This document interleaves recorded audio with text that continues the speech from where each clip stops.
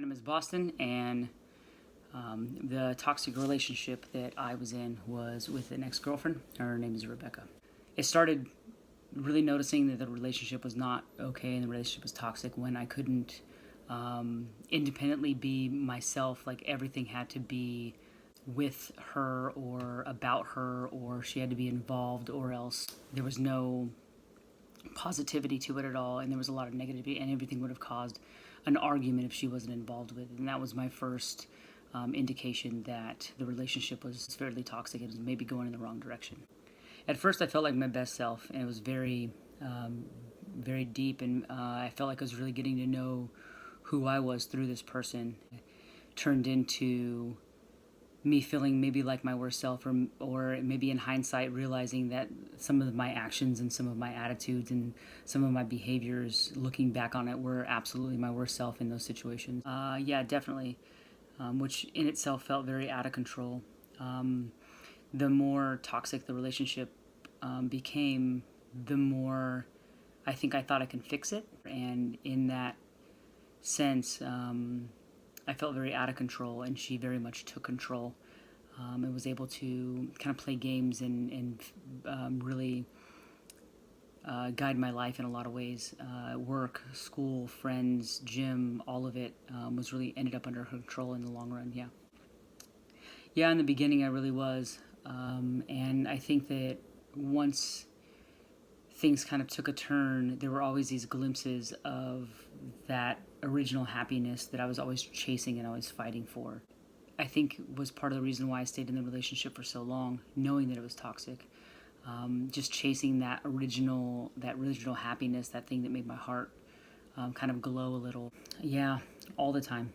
I felt like I was constantly changing to try to fit whatever thing that would have made her happy, so that the negativity would go away. Again, I was going back to another question. I was really chasing that happiness, and I was willing to do whatever it took, including putting myself aside.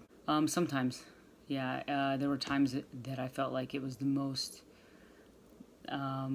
attentive relationship. She really wanted to know everything about me and really get to know me. I think there was some realness to that, but also there were a lot of times that I was also scared to express myself. Yes, for the most part, I was able to express myself, but the responses were always very negative.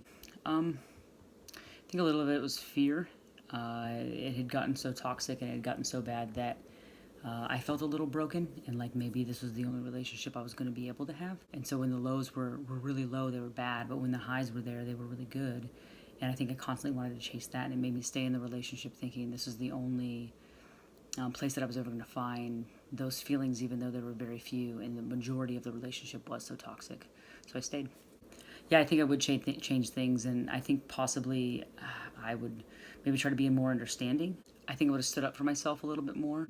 I would have not believed the negativity that came from her about me necessarily, or about our relationship, and maybe try to recognize some of the toxicity. This is a really hard question because I think in the midst of things, those things are hard to see. So learning them now, learning them pre-relationship, I think is where the value is.